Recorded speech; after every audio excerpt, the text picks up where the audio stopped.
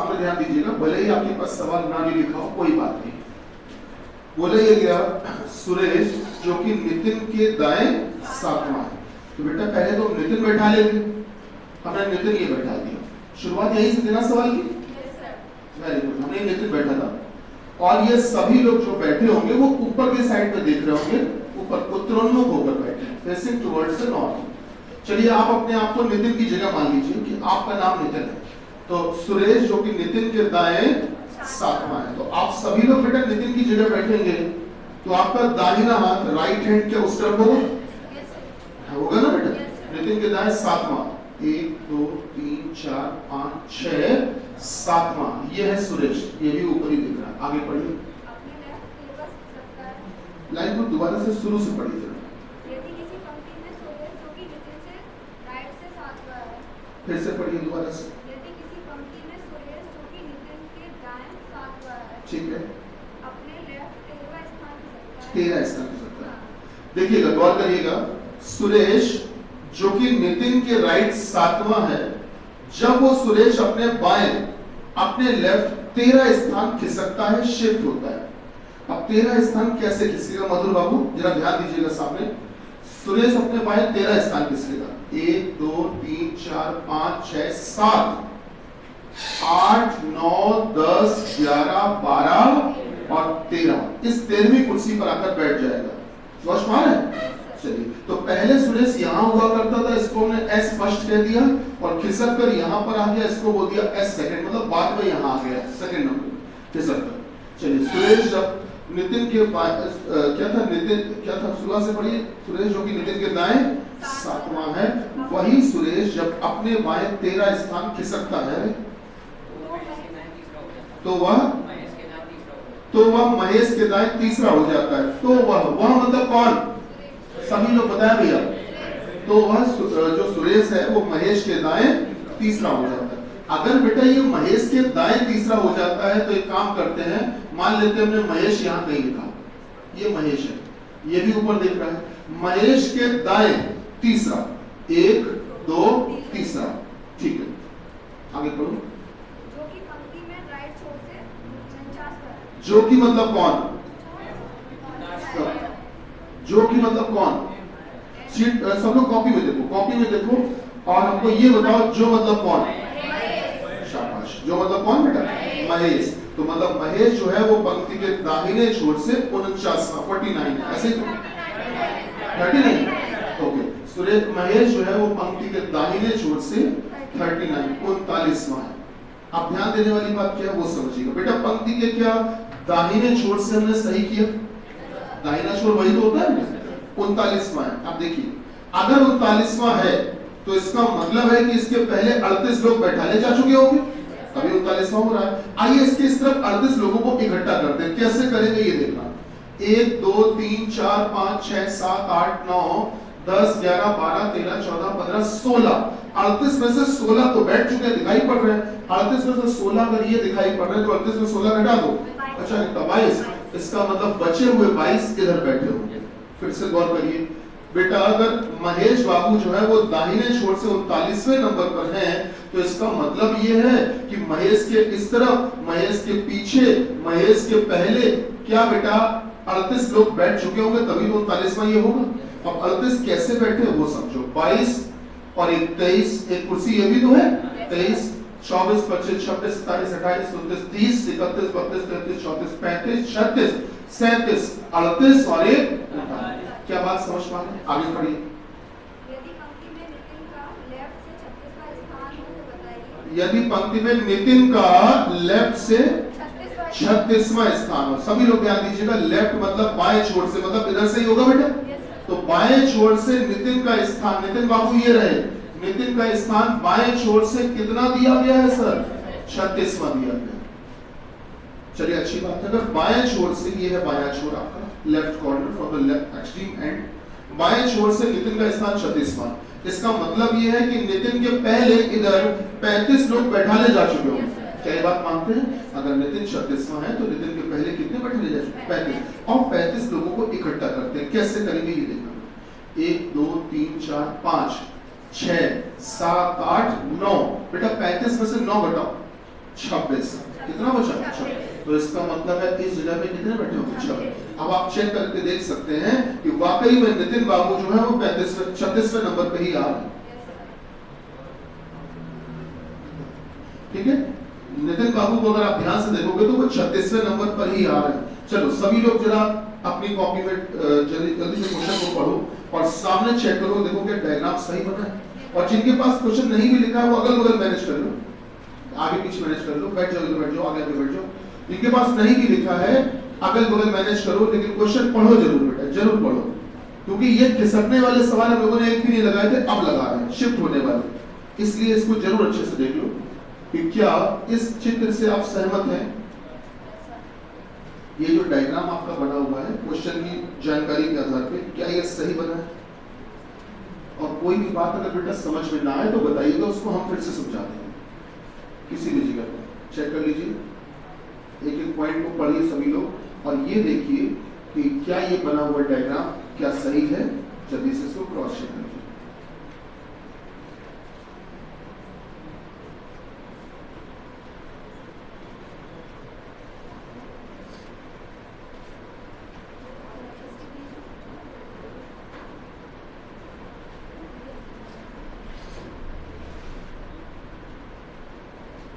हाँ भाई, चेक हो पा रहा है?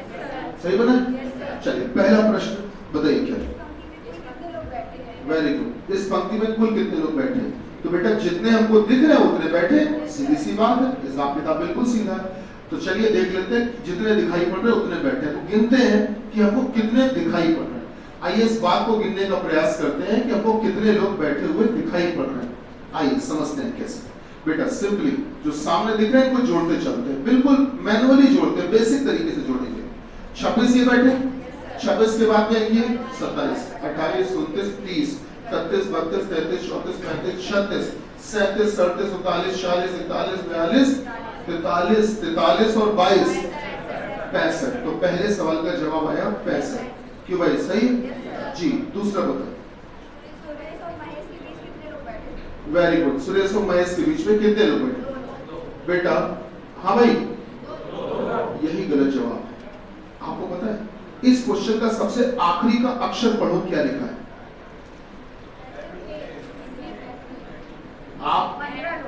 आप क्वेश्चन को बहुत ध्यान से पढ़ा करिए बेटा।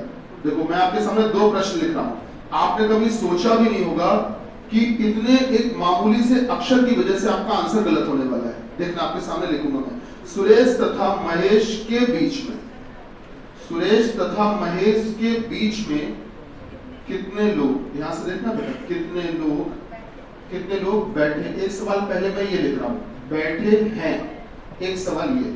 और अब मैं इसी का एक सवाल और लिखने जा रहा हूं, सुरेश तथा महेश के बीच में, बेटा सुरेश तथा महेश के बीच में कितने लोग, सुरेश तथा महेश के बीच में कितने लोग बैठे थे। अब आपको दो सवाल आपके सामने लिखे, जल्दबाजी में पढ़ोगे तो ऐसा लगेगा दोनों सेम क्वेश्चन है। भैया पढ़िए ध्यान से, दोनों लगेंगे जल्दबाजी में पढ़ोगे, आमतौर पे ऐसा होता है। कभी आप किसी से कहो, किसी स्टूडेंट से क्वेश्चन पढ़ो तो पता कैसे पढ़ता है, मैं आपको बताता हूँ। आप लोग भी वही गलती करते हैं। सुरेश तथा महेश के बीच में कितने लोग बैठे, आखिरी का अक्षर पी गए, बोले ही नहीं। समझ पा रहे हैं? गौर करना, आखिरी का अक्षर को लगता है कि बोलने की आवश्यकता क्या है। हो गया सवाल? बताइए सुरेश तथा महेश के बीच में कितने लोग बैठे।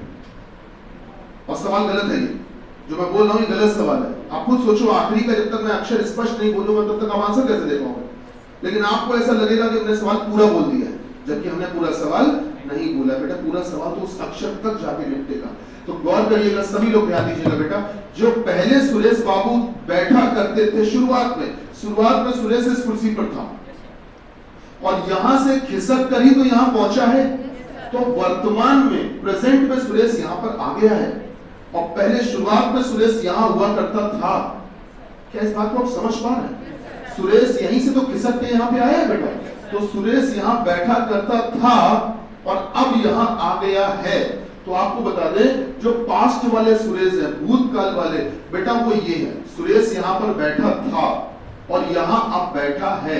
आपको बताएं, सवाल को ऐसे समझो, कि आपके मन में एक बात ये आ सकती है कि सुरेश जब यहां से खिसक कर यहां आ गया तो गुरुजी ये कुर्सी खाली नहीं हो गई, इस पर तो कोई बैठेगा नहीं। फिर से ध्यान देना, सुरेश जब यहां से खिसक कर यहां आ जाएगा तो ये कुर्सी तो खाली हो जाएगी। कोई कुर्सी खाली नहीं होती है, कभी नहीं होती है। आपको पता है ये सवाल दरअसल होता कौन सा कि सुरेश जब यहां से खिसक कर इस कुर्सी पर आएंगे तो इस कुर्सी पर भी तो कोई आदमी बैठा था पहले से, तो क्या उसके ऊपर बैठ जाएंगे? नहीं सर। तो दरअसल ये सवाल इंटरचेंज वाला होता है। मतलब जब सुरेश इसकी कुर्सी पे आके बैठ जाएंगे तो ये व्यक्ति सुरेश की कुर्सी में जाके बैठ गया होगा। सुरेश दो नहीं है, सुरेश एक ही है। बात को समझिएगा, सुरेश एक ही है। बस है क्या कि वो पूरी कहानी बोली नहीं जाती, वो अंडरस्टूड होती है, खुद से समझनी होती है कि सुरेश जब बेटा बाई तरफ खिसकेंगे और सुरेश जब यहां से खिसक के यहां पहुंच जाएंगे तो जाहिर सी बात है इस कुर्सी का आदमी यहां से उठेगा, सुरेश वाली कुर्सी पे जाकर बैठ जाएगा। क्या हमारी बात समझ पा रहे हैं? तो सुरेश यहां बैठा करता था और अब यहां बैठ गया है। क्या अंतर समझ पा रहे हैं? अब सवाल की भाषा कौन सी थी, इसको पढ़ो पहले। सुरेश तथा महेश के बीच में पढ़िए क्या लिखा बेटा, कितने लोग बैठे हैं। तो है का मतलब कि वर्तमान वाला सुरेश, अभी वाला सुरेश, प्रेजेंट वाला सुरेश। और इस सवाल का जवाब आएगा कि इस सुरेश और महेश के बीच में बैठे हैं कितने लोग? 2 लोग। इसका जवाब है 2। और इसमें पूछा गया पढ़िए नीचे वाले में, सुरेश तथा महेश के बीच में कितने लोग बैठे थे, मतलब कभी बैठा करते थे। तो पुराना वाला सुरेश, और पुराना वाला सुरेश बेटा ये एस फर्स्ट वाला है। तो एम और एस के बीच में बताइए कितनी कुर्सियां दिख रही हैं बेटा? 1 2 3, ये भी गिनी जाएगी, ध्यान रखना। 1 2 3 4 5 6 7 8 9 10 11 12 13 14 15। तो बेटा इस सवाल का जवाब है 15। जो हमने आपको घर के लिए सवाल दिया था वो देने का पर्पस ही मेरा यही था कि हम चाहते थे कि आप उसमें आखिरी का अक्षर थे जरूर पढ़ें। बात समझ रहे हैं? वो सवाल बेटा घर के लिए इसलिए दिया था और कोई कारण नहीं है कि ये चीज भी आप सीखें। एक छोटे से अक्षर की वजह से सवाल गलत हो जाता है। अभी शनिवार को हमने उत्तर प्रदेश पुलिस 112 वाला पेपर करवाया था। आप में से कोई था के पेपर में? किसी ने दिया था? नहीं था।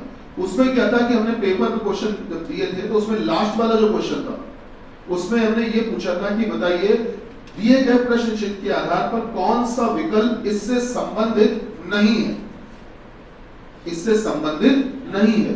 और जो लोग भाई साहब क्वेश्चन को जल्दबाजी में पढ़ रहे थे वो कुछ और ही आंसर लगा दिए थे। कॉपी चेक हुई तब पता चला वही गलती वही हुई कि उन्होंने सवाल को ध्यान से पढ़ा नहीं बेटा। तो इसलिए आप लोगों को इसको देखना है, पेपर में जरूर सवाल को पूरा पढ़िए। तीसरा सवाल जल्दी बताइए क्या था बेटा?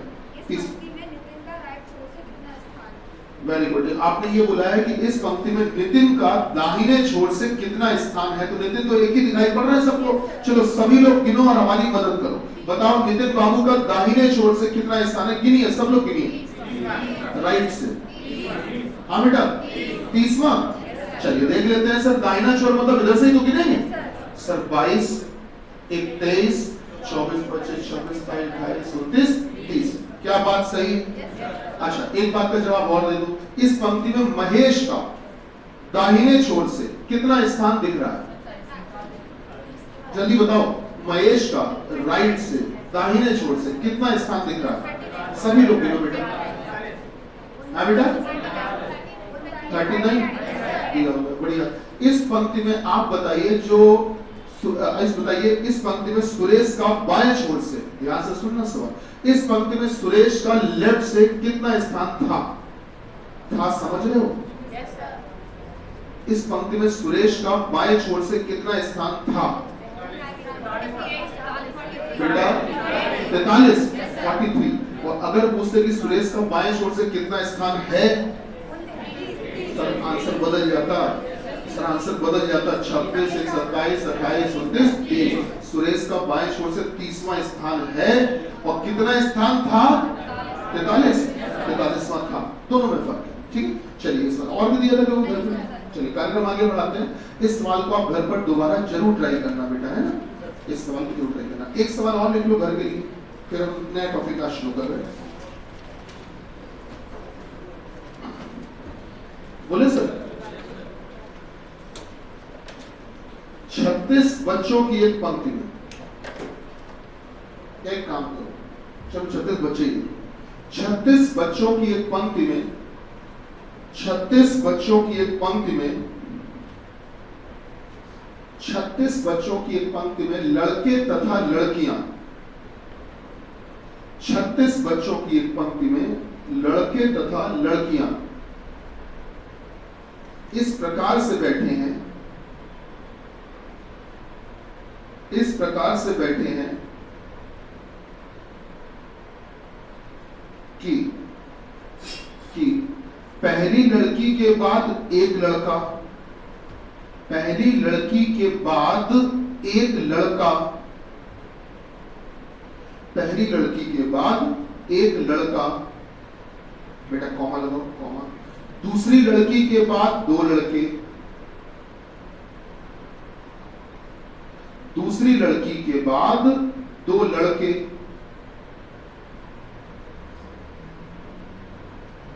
तीसरी लड़की के बाद तीन लड़के, तीसरी लड़की के बाद तीन लड़के, तीसरी लड़की के बाद तीन लड़के,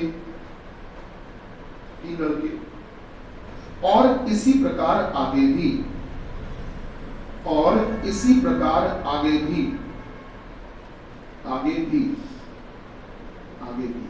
तो बताइए,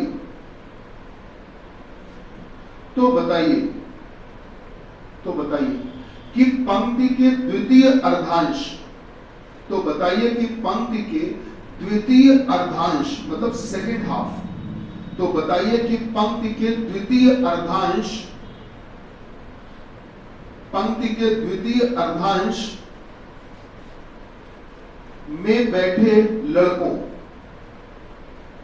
पंक्ति के द्वितीय अर्धांश में बैठे लड़कों, लड़कों, लड़कों तथा तथा पंक्ति के प्रथम अर्धांश, तथा पंक्ति के प्रथम अर्धांश, तथा पंक्ति के प्रथम अर्धांश में बैठी लड़कियों, में बैठी लड़कियों, में बैठी लड़कियों के बीच, के बीच क्रमशः क्या अनुपात है, क्रमशः क्या अनुपात है, रिस्पेक्टिव रेशियो क्या है, क्रमशः क्या अनुपात है। भैया लिखा? अच्छा एक और लिख लीजिए बस। ये सवाल इसलिए भी दे रहे हैं जिससे कि मतलब कोई भी चैप्टर इसलिए हम लोग ना पढ़े कि खाना पूर्ति करने के लिए कि हमारे सिलेबस में चैप्टर पूरा हो गया, बात खत्म नहीं, उससे जुड़े हुए जितने संभव सवाल इस दुनिया में हो सकते हैं वो हम लोग सारे खत्म करें तो ज्यादा बेहतर है ना, जिससे कि एग्जामिनर कहीं से भी हमको परेशान न कर पाए इस चैप्टर में। तो एक और लिख लीजिए बेटा, लिखिएगा, एक और लिख लेना बच्चा। 7 व्यक्ति A B C D E F तथा जी, 7 व्यक्ति A B C D E F तथा जी, ई एफ तथा जी, ई एफ तथा जी एक पंक्ति में, एक पंक्ति में, एक पंक्ति में, एक पंक्ति में दक्षिण की ओर पीठ करके बैठे हैं, एक पंक्ति में साउथ की ओर, दक्षिण की ओर पीठ करके बैठे हैं, बैठे हैं, दक्षिण की ओर पीठ करके बैठे हैं। बेटा लिखा? बैठे हैं। आगे लिखिएगा बच्चा, आगे लिखिएगा, नई लाइन से लिख रहे हो।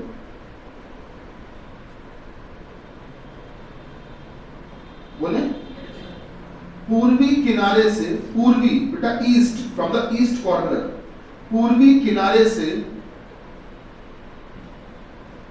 पूर्वी किनारे से छठे सबसे दूर बैठे व्यक्ति, पूर्वी किनारे से छठे सबसे दूर बैठे व्यक्ति, पूर्वी किनारे से छठे सबसे दूर बैठे व्यक्ति, छठे सबसे दूर बैठे व्यक्ति के दाएं बगल में, के राइट बगल में, दाएं बगल में ई बैठा है, ई बैठा है, ई बैठा है, जिसके तथा, जिसके तथा, जिसके तथा एफ के बीच में, जिसके तथा एफ के बीच में, जिसके तथा एफ के बीच में, जिसके तथा एफ के बीच में 3 लोग बैठे, 3 लोग बैठे हैं। लिखा? सर अगला पॉइंट लिखिएगा, अगला पॉइंट लिखिएगा, लिखिएगा। सी के पश्चिम में, सी के पश्चिम में दूसरा व्यक्ति बी है। सी के पश्चिम में दूसरा व्यक्ति बी है, बी फॉर बॉल। सी के पश्चिम में दूसरा व्यक्ति बी है, बी फॉर बॉल। बेटा लिखा? अगला पॉइंट लिखिएगा सर, अगला पॉइंट लिखिएगा, लिखिएगा। डी के पूर्व में, डी के पूर्व में, डी के ईस्ट में, डी के पूर्व में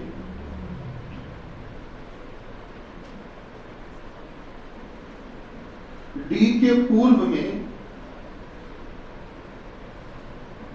चौथा व्यक्ति जी है।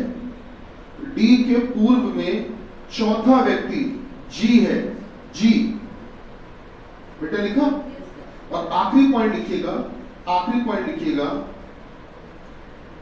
लिखिएगा, आखिरी पॉइंट लिखिएगा। ई के पड़ोस में, ई के पड़ोस में केवल ए बैठा है। ई के पड़ोस में केवल ए बैठा है।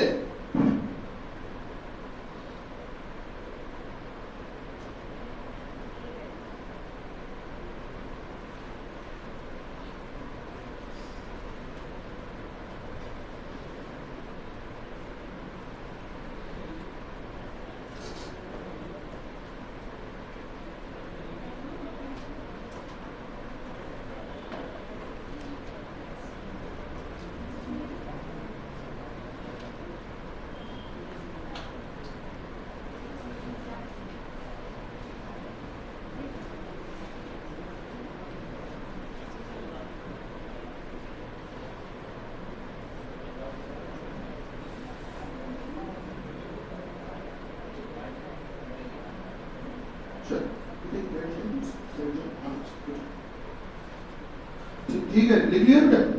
भैया लिख लिया सवाल?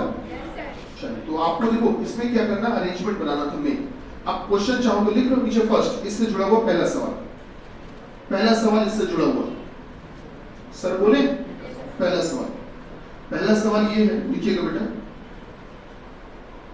यदि सी का जो संबंध, यदि सी का जो संबंध, सी का जो संबंध, यदि सी का जो संबंध डी के दाएं बगल में बैठे व्यक्ति से है, सी का जो संबंध डी के दाएं बगल में, डी के राइट बगल में बैठे व्यक्ति से है, सी का जो संबंध डी के दाएं बगल में बैठे व्यक्ति से है, कॉमा कॉमा, ठीक वैसा ही संबंध, ठीक वैसा ही संबंध, ठीक वैसा ही संबंध, ठीक वैसा ही संबंध, वैसा ही संबंध जी से, जी से, ठीक वैसा ही संबंध जी से, जी से, जी से एफ के दाएं, एफ के राइट, एफ के राइट चौथे व्यक्ति का है। ठीक वैसा ही संबंध जी से एफ के दाएं चौथे व्यक्ति का है। तो बताइए, तो बताइए, तो बताइए कि इसी के अनुसार, तो बताइए कि इसी के अनुसार, तो बताइए कि इसी के अनुसार, तो बताइए कि इसी के अनुसार, इसी के अनुसार ए से, इसी के अनुसार ए से, ए से, ए से पांचवें ए से चौथे सबसे दूर बैठे व्यक्ति, ए से चौथे सबसे दूर बैठे व्यक्ति, ए से चौथे सबसे दूर बैठे व्यक्ति, ए से चौथे सबसे दूर बैठे व्यक्ति से किसका संबंध है, किसका संबंध है। ठीक है बेटा, ये सब। अब ये एक ही सवाल अपने आप में पर्याप्त है।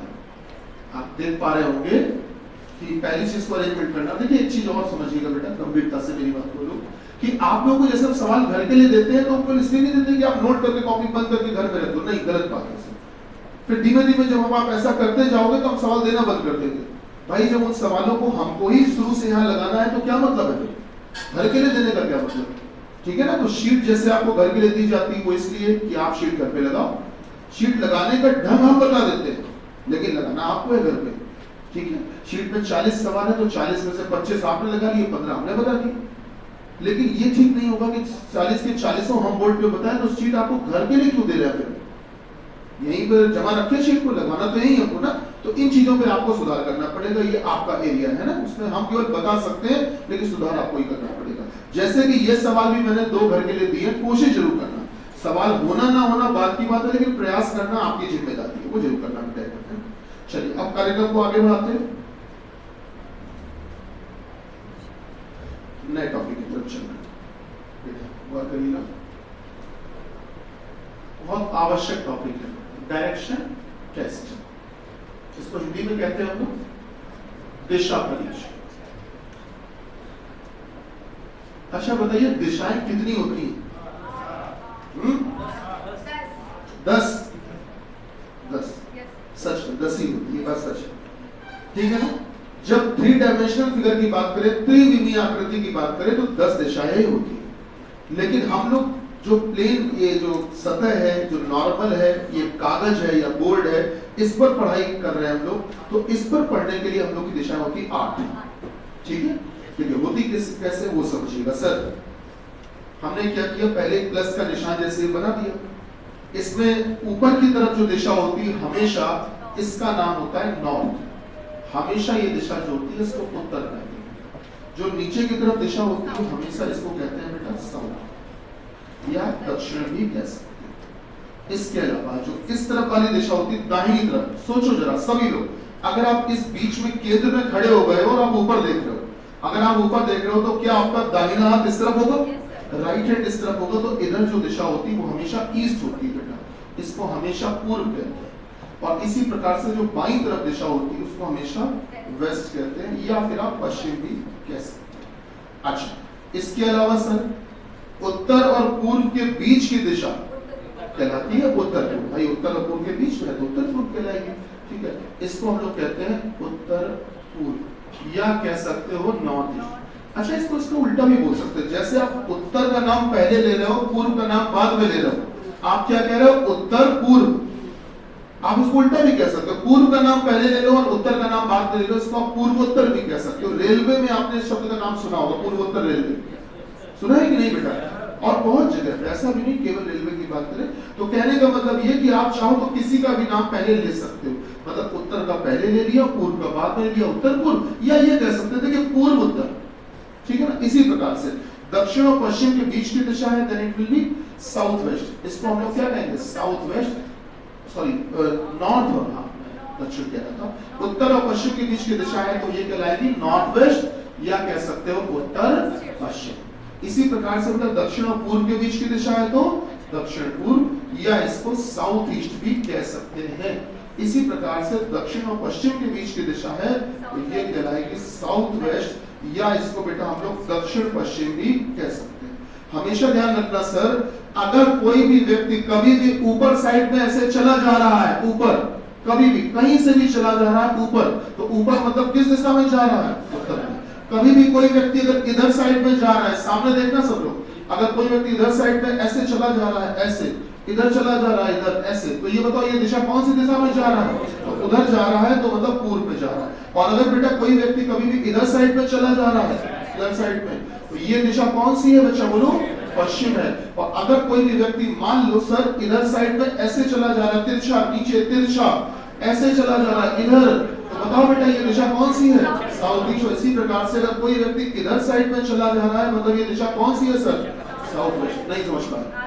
थोड़ा बहुत पहले पढ़ो, ठीक है ना? ये दिशा इस प्रकार से होती है, टोटल 8 दिशा है, ठीक।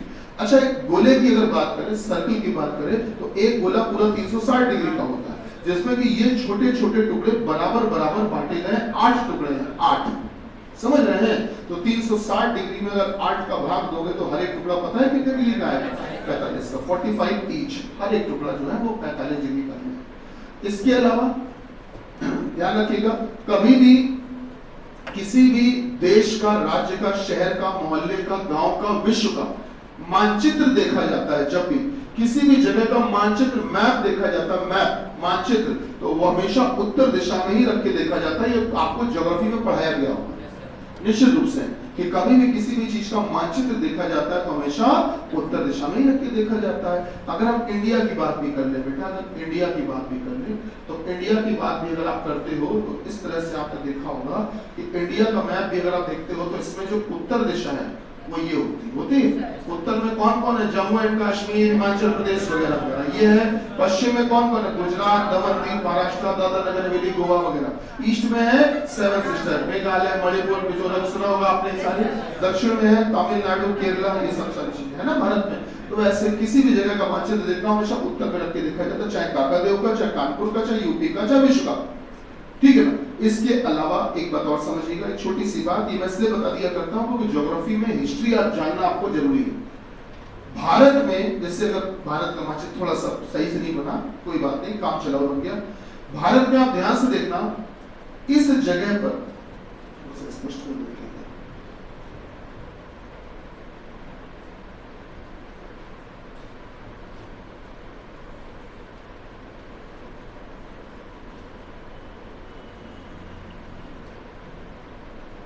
अगर भारत की बात करें तो भारत में बच्चा, भारत में इस जगह पर अगर देखें तो इस जगह पर एक राज्य हुआ करता है बच्चा, इसका नाम है वेस्ट बंगाल, पश्चिम बंगाल। सुना होगा आप लोगों ने पश्चिम बंगाल, सुना ममता बनर्जी, तो पश्चिम बंगाल। अगर आप गौर करो तो भारत उत्तर दिशा ये होती, दक्षिण दिशा ये होती, अभी भी देखा हमने। पश्चिम दिशा ये कहलाती, और बेटा ये दिशा कौन कहलाती? ईस्ट, पूर्व कहलाती। इस हिसाब से देखें तो ये तो भारत के पूर्व में है, और नाम क्या लिखा है इसका? पश्चिम बंगाल। ये कौन सी बात है? ऐसा क्यों होता है? इसका नाम पश्चिम बंगाल ही क्यों, जबकि ये है भारत के पूर्व में? कुछ आइडिया क्या है बेटा? बिल्कुल सही बात है, सही जवाब। ध्यान देना कैसे, आपको बताएं, जब बांग्लादेश एक अलग देश हुआ करता था, उसका नाम था बंगाल सौराष्ट्र, समझ रहे? तो बंगाल की अगर बात करें तो बंगाल नाम का एक देश हुआ करता था पूरा का पूरा, और वो देश बंगाल जो हुआ करता था वो बेटा इस तरह से इतना बड़ा हुआ करता था, और भारत का मानचित्र उस समय ऐसे बना करता था, ऐसे। अगर आप पुराना भारत का मानचित्र देखोगे तो वो इस तरह से बना हुआ दिखेगा। भारत का मानचित्र इधर साइड में थोड़ा सा ऐसे दबा हुआ था, अंदर घुसा हुआ था, ये था पश्चिम बंगाल। तो हुआ ये कि ये भी एक पश्चिम बंगाल नहीं, सॉरी बांग्लादेश, तो ये भी एक देश हुआ करता था, बांग्लादेश एक देश हुआ करता था, अलग देश था। बांग्लादेश जो था उसकी विशेषता ये थी कि भाई इधर पर हिमालय पर्वत श्रृंखला जो हुआ करती है, हिमालय पर्वत श्रृंखला से तमाम सारा पानी, ग्लेशियर पिघल के पानी जो है वो बह के बेटा इधर से आता था, बंगाल की खाड़ी में, इधर बे ऑफ बंगाल आपने सुना होगा, बंगाल की खाड़ी में आके इकट्ठा हो जाता था पानी। इस कारण से क्या होता था कि बांग्लादेश की जो जमीन थी वो दलदली होती जा रही थी, मुलायम सॉफ्ट हो गई थी।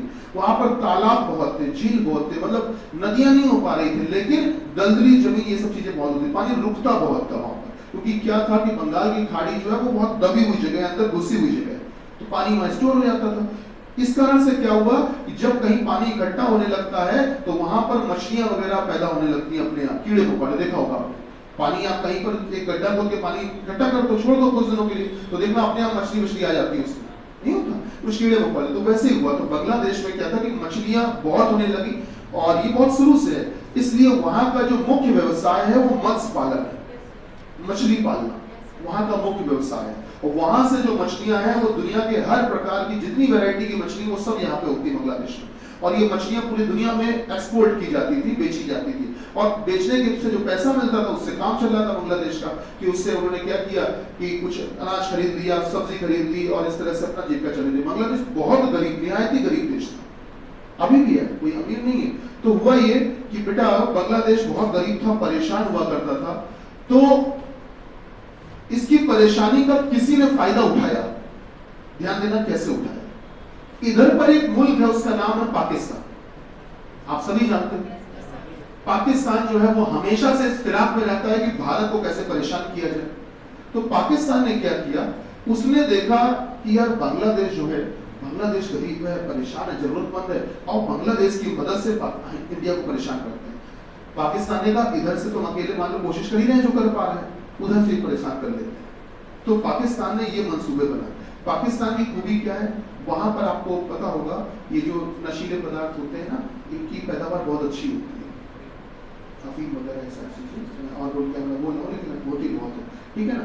ये सारे काम वहाँ बहुत होते हैं, और भी कई सारे काम जो मैं बोलना उचित नहीं समझ रहा हूँ। तो पाकिस्तान की बात की जाए तो पाकिस्तान ने क्या किया कि सर उसने क्या किया कि अपनी सेना के जवान कुछ भेजे, सेना भेजी, और इधर से भेजी, इधर से कि भारत को परेशान करना है। जब इधर से भेजी तो इधर पे एक देश पड़ता है कौन, चाइना। चाइना के रास्ते से होते हुए भेजी, तो चाइना के रास्ते से भेजी। तो आप चाइना से ने पूछा उन जवानों से कहां जा रहे हो, बोले इधर जा रहे हैं बांग्लादेश। बोले हमारे यहाँ से क्यों जा रहे हो, बोले हम इसलिए जा रहे हैं, कोई इधर से जाके बांग्लादेश में आना है और बांग्लादेश के रास्ते से भारत को परेशान करना है। बोले अच्छा भारत को परेशान करना है, बिल्कुल जाओ, अच्छा रास्ता है, कुछ मदद चाहिए ले जाओ, हमारे भी जवान। आपको जानकर हैरानी होगी कि बांग्लादेश चाइना ने अपने भी जवान दिए पाकिस्तान को कि तुम्हारे सेना के जवान कम लग रहे हैं, कुछ हमारे भी ले जाओ, भारत को परेशान करना है, बिल्कुल जाओ, करो जाके। और इन्होंने भी मदद कर दी, और इन्होंने भी मदद की, और ये जवान इकट्ठा होकर इधर आ गए बांग्लादेश में। ठीक है, जब बांग्लादेश में आए तो गौर करिएगा, अब स्थिति ये आ चुकी थी, सर स्थिति ये आ चुकी थी, इन जवानों ने बांग्लादेश में आके लोगों से मिलना जुलना शुरू किया। गरीब लोग थे, जो लड़के गरीब है, कुछ करते नहीं, बेरोजगार है, तो उनको बिगाड़ना बड़ा आसान, उनको पैसे दे दो, कुछ नशीली चीजें दे दो, आसानी से उनको, बेरोजगार है तो कोई लगता बिना कुछ किए अगर चीजें काम बन रहा है तो क्यों करने की आदत डाले, क्यों काम करने की आदत डाले, समझ रहे हो ना। बेरोजगार होना इतनी बुरी बात नहीं है, पर बेरोजगारी को स्वीकार कर लेना बड़ी बात है, वो बुरी बात है। मान लेना कि मैंने देखा कई लोग अपनी फेसबुक आईडी पे या व्हाट्सएप पे देख लेते, बेरोजगार रमेश आईडी बनाए, तुमने मतलब पहले से ही अपने ऊपर एक ठप्पा लगा लिया, तुमने तय कर लिया कि मैं बेरोजगार ही रहूंगा और ये मेरा नाम हो गया है, अब मेरी पहचान है ये बेरोजगार अंकित। ये कौन सी बात है, आपने देखा होगा कुछ लोगों को, ये गलत चीज होती है, ये अच्छी चीज नहीं है। तो पहले से अपने नाम के आगे क्या टैग लेके चल रहे हो, सोचो, नेगेटिव टैग लेके चल रहे हो, तो क्या जीवन में अच्छा सोचोगे या ऑप्टिमिस्टिक रहोगे। खैर, तो वही गलत बात है। तो हुआ ये कि बांग्लादेश में आए, बांग्लादेश के लोगों को कुछ लालच दिया कि ये लोग भोजन करो, पैसे लो, नशीले पदार्थ लो, बंदूकें वगैरह लो, ये सारी चीजें देना शुरू की। तो बांग्लादेश में कुछ लड़के जो कि बेकार थे, मक्कार थे, कुछ नहीं करते थे, कुछ संसाधन थे ही नहीं, तो वो लड़कों ने क्या किया, अच्छा ये सब फ्री में मिल रहा है, बोले करना क्या इसके बदले, बोले इतना करना है कि तुम्हें इधर से गोलियां चलानी है और भारत पे चलानी है, भारत में तुम्हारे आने जाने में कोई रोक है नहीं। और भारत क्या था, भारत हमेशा से दयालु देश रहा है। तो बांग्लादेश में भुखमरी थी, कुछ खाने को था ही नहीं, तो भारत के यहाँ से ट्रक आते थे और बांग्लादेश में फूड सप्लाई करके जाते थे। बांग्लादेश के लोग बिना रोक टोक भारत में आते थे और रोजगार अपना तलाश के दिन भर कमा के लौट जाते थे, और भारत इनकी भरपूर मदद करता था। इन सोल्जर्स ने क्या किया, इनको मदद की यहाँ के लोगों को, और कहा कि लो पैसे लो, बंदूक लो, और उस तुम भारत को मारो जाके, लड़ो जाके। तो यार इस बांग्लादेश में जो अच्छे लोग रहा करते थे, अच्छे निवासी, उन्होंने कहा कि ये इन लड़कों से कि जो हमारी मदद कर रहा है उसी को मारने चाह रहे हो, ये कौन सी बात हुई। तो इन लड़कों ने कहा कि तुम यहीं बने रहो, हम मारने जा रहे हैं, हमें इसके पैसे मिले। समझ पा रहे हो, ये सब हुई थी घटना। और उसके बाद में क्या हुआ कि फिर इन अच्छे लोगों ने कहा कि ठीक है भैया, कि अच्छे लोगों ने कहा कि तुम अगर उनको मारने जा रहे हो तो यहाँ रहने से कोई मतलब है नहीं हमारा। तो अच्छे लोगों ने कहा कि हम भारत में ही जाके बच जाएंगे, तुम यहीं बने रहो, क्योंकि तुम्हें बांग्लादेश में लड़ाई झगड़ा करना है। तो अच्छे लोगों ने कहा कि भारत में आ जाएंगे, और बुरे लोग वहीं पर रुक गए। ठीक है ना। अच्छा, हुआ ये कि बेटा जब अच्छे लोग आ गए, आपने कुछ मूवीज वगैरह देखी होंगी, टैंगो चार्ली, उसमें बांग्लादेश की इसी लड़ाई का जिक्र है। उसके अलावा आप एक पिक्चर थी रणवीर सिंह की, और साथ में एक हीरो और है विक्रम, तनी पूरा नाम नहीं आता ना मुझे, विक्रम बाला, पता नहीं किसी को नाम था शायद किसी को याद आ रही हो, उसमें भी बांग्लादेश की झगड़ा, अभी ज्यादा पुरानी बात नहीं है, एक पिक्चर वो भी है, तो बहुत सारी पिक्चर इसमें बन चुकी। तो बेटा आधा हिस्सा आ गया, तो हुआ ये कि बांग्लादेश जो ये देश था, ये भी तो अपना मानचित्र उत्तर में ही रखता होगा, तो इसका उत्तर ये रहा, इसका दक्षिण ये रहा, पूर्व ये रहा, पश्चिम ये रहा, तो जो कटकर अपने पास हिस्सा आ गया वो बांग्लादेश का पश्चिमी हिस्सा था, इसीलिए अपने पास जो हिस्सा आया उसका नाम क्या है बेटा, पश्चिम बंगाल, और जो उधर रह गया उसका नाम क्या है, पूर्वी बंगाल। इसीलिए बंगाल आज भी जो बंगाल जिसको तुम जानते हो उसका एक नाम पूर्वी बंगाल आज भी है। अच्छा, इसके अलावा क्या हुआ, पाकिस्तान इधर से घुसपैठ कर रहा था, तो हमारे लिए तो जब पाकिस्तान घुसपैठ कर रहा है तो हम इसको भी तो पाकिस्तान ही मानेंगे, हमारे लिए तो ये भी पाकिस्तान है, हुआ फिर एक तरह से पाकिस्तान आर्मी आई है, घुसपैठ कर रही है, तो हमने ये कहा कि देखो पाकिस्तान मुल्क ये है, जब ये अपना नक्शा देखेगा तो उत्तर ऊपर होगा, दक्षिण इधर होगा, पूर्व इधर होगा, पश्चिम इधर होगा, तो अगर देखा जाए तो पाकिस्तान के नक्शे के मुताबिक, देश के मुताबिक पूर्वी हिस्से में ये आ रहा है, तो पाकिस्तान के पूर्वी हिस्से में तो ये दिख रहा है पूर्व की तरफ, तो इसीलिए हमने इसका नाम रख दिया पूर्वी पाकिस्तान। क्या नाम रख दिया, पूर्वी पाकिस्तान। इसीलिए बांग्लादेश का एक नाम पूर्वी पाकिस्तान भी कहा जाता है, आप गूगल पे देखिएगा मिलेगा, समझ रहे हैं, या आपको ज्योग्राफी पढ़ाया भी गया होगा। पूर्वी पाकिस्तान क्यों कहा जाता है, क्योंकि पाकिस्तान के पूर्व में, समझ रहे हैं, इसलिए इसका नाम हमने क्या रख दिया, पूर्वी पाकिस्तान। तो ये घटना थी बांग्लादेश की, अपने पास जो है पश्चिमी बंगाल है, उनके पास जो है वो पूर्वी बंगाल है, क्या ये अलग बात हो गई। अच्छा, इसके अलावा हम लोग डायरेक्शन में करेंगे क्या, ये तो खैर एक बात हो गई, इसमें जुड़े हुए सवाल परछाई वाले सवाल होते हैं, तो आपको बता दें जो सूर्योदय होता है, सुबह सूरज निकलता है, वो हमेशा निकलता है सूर्योदय किस दिशा से, पूर्व, बेटा ईस्ट से। सूर्योदय किस दिशा से होता है, पूर्व से। जो सूर्यास्त होता है, शाम को सनसेट, सूरज डूबता है, बेटा वो किस दिशा में डूबता है, पश्चिम में, या कह लो कि वेस्ट में, ठीक है। हालांकि ये दोनों बातें गलत होती हैं, दोनों ही गलत होती हैं, ना तो सूरज पश्चिम पूर्व से निकलता है और ना सूरज पश्चिम में अस्त होता है। आपको बता दें जो सूरज है वो निकलता है उत्तर पूर्व से, और दिन भर चलते चलते चलते दक्षिण पश्चिम में अस्त होता है। और एक और मजे की बात, सूरज ना तो निकलता है ना सूरज अस्त होता है, वो पृथ्वी घूम रही होती है, हमको लगता है कि सूरज निकला सूरज डूब गया, सूरज तो वही रहता है, वो नहीं डूबता, हमें दिखना बंद हो जाता तो हमें लगता है डूब गया, तो पृथ्वी तो रोटेट हो रही होती है अपनी दूरी पर। तो बेटा सूरज इधर से इधर की तरफ चलता है, इसीलिए पूरे विश्व में अगर आप गौर करना तो जो ठंडे क्षेत्र कहे जाते हैं वो बेटा इन्हीं को कहा जाता है। क्या मेरी बात समझ लो, समझ पा इस वक्त ठंडे कह रहे हैं, गर्म क्षेत्र, गर्म क्षेत्र कहे जाते हैं, वो इन्हीं को कहा जाता है। अब सूरज जहां नहीं पहुंचा वहां तो गर्मी होगी ही नहीं, इसीलिए वो एरिया क्या कहलाता है, ठंडा एरिया। जो ठंडे क्षेत्र जहां तक आज तक कोई पहुंच नहीं पाया, अंटार्कटिका आपने सुना होगा, वहां पर अंटार्कटिका में अभी बहुत से ऐसे पोल जिसे बोलते हैं, जिसे ध्रुव कहते हैं, अभी वहां पर उसके कई लाख किलोमीटर पास तक कोई पहुंचे नहीं, क्योंकि इतनी सर्दी है कि दुनिया का कोई ऐसा पोर्ट नहीं बना, कोई ऐसी डिवाइस नहीं बनी जिसके माध्यम से वहां तक पहुंचा जा सके। वैसे ही जैसे सूरज के पास तक पहुंचना मुमकिन नहीं है, वैसे उस पोल तक पहुंचना मुमकिन नहीं है, दक्षिणी ध्रुव और उत्तरी ध्रुव तक पहुंचना मुमकिन नहीं है, इसीलिए ये सब काल्पनिक क्षेत्र माने जाते हैं। तो बेटा फिलहाल सवालों के लिए चैप्टर में आपको ये पढ़ाया जाता है कि जो सूरज निकलता है वो किस दिशा से, पूर्व से, और शाम को डूबता है तो किस दिशा में, पश्चिम। ये एक बात है ना, ये परछाई के लिए काम आने वाली बात है, हम लोग पढ़ेंगे। चलिए एक सवाल लिखिए जल्दी से, यदि a प्लस बी का अर्थ है, यदि a प्लस बी का अर्थ है, यदि a प्लस बी का अर्थ है कि a b के उत्तर में, b के उत्तर में,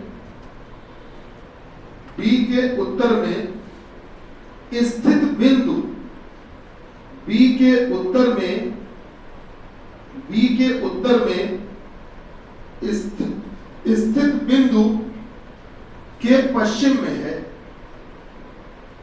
बी के उत्तर में स्थित बिंदु के पश्चिम में है। ये सवाल बिल्कुल नए होंगे आपके लिए, आप गौर करना। a प्लस बी वाले सवाल नॉर्मल तो पहले कर रखे होंगे, a प्लस बी का अर्थ है कि बी के पश्चिम में, इसलिए ये सवाल बिल्कुल नए होंगे आपके लिए। इसलिए जान उसकी शुरुआत से करते हैं। ए प्लस बी का अर्थ क्या लिखा बेटा? ए बी के उत्तर में स्थित बिंदु के पश्चिम में। अब अगला लिखो ए माइनस बी का अर्थ है, ए माइनस बी का अर्थ है, ए माइनस बी का अर्थ है कि ए बी के पूर्व में, बी के पूर्व में, बी के पूर्व में स्थित बिंदु, बी के पूर्व में स्थित बिंदु के दक्षिण में है, के दक्षिण में है, के दक्षिण में है। अगली लाइन में लिखना बेटा, अगली लाइन में ए गुणे बी का अर्थ है, ए इंटू बी का अर्थ है, ए इंटू बी का अर्थ है कि ए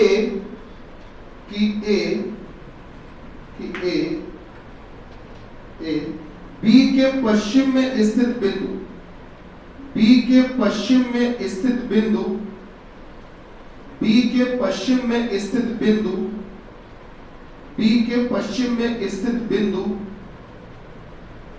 के पूर्व में है, के उत्तर में, पूर्व में उत्तर, बी के पश्चिम में स्थित बिंदु के उत्तर में है, बी के पश्चिम में स्थित बिंदु के उत्तर में है। बेटा लिखा? ठीक है, बी के पश्चिम में स्थित बिंदु के उत्तर में। और आखिरी पॉइंट लिखिएगा, ए डिवाइडेड बाई बी, ए भागित बी का अर्थ है, ए भागित बी का अर्थ है, ए भागित बी का अर्थ है, ए भागित बी का अर्थ है, ए डिवाइडेड बाई बी का अर्थ है कि ए बी के दक्षिण में स्थित बिंदु, बी के दक्षिण में स्थित बिंदु, बी के दक्षिण में स्थित बिंदु, बी के दक्षिण में स्थित बिंदु के पूर्व में है, के पूर्व में है, के पूर्व में है। तो बताइए कि नीचे दिए गए समीकरण, तो बताइए कि नीचे दिए गए समीकरण में, तो बताइए कि नीचे दिए गए समीकरण में बिंदु के सापेक्ष, के बिंदु के सापेक्ष, बिंदु के सापेक्ष बिंदु आर, बिंदु के सापेक्ष बिंदु आर कितनी दूरी पर और किस दिशा में है? बिंदु के सापेक्ष बिंदु आर कितनी दूरी पर और किस दिशा में है? बिंदु के सापेक्ष बिंदु आर कितनी दूरी पर और किस दिशा में है? लिखा बेटा? आप एक समीकरण नोट करिए जल्दी से।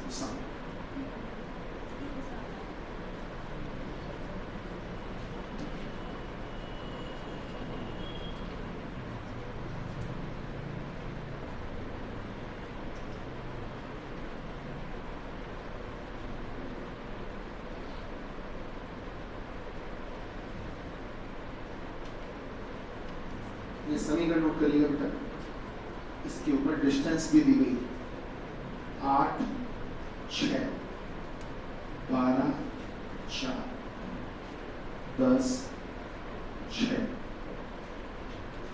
20, 12। ये कॉमा लगा डिस्टेंस दी गई, 8, 6, 12, 4, 10, 6।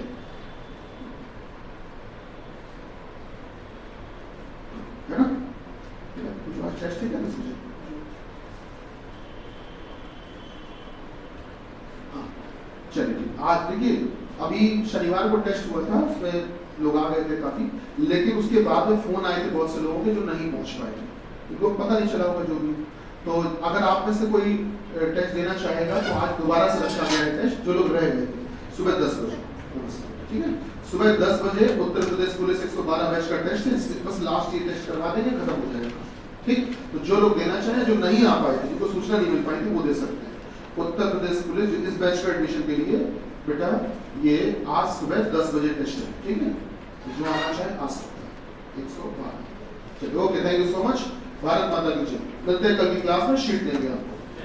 जय हिंद बेटा, जय हिंद।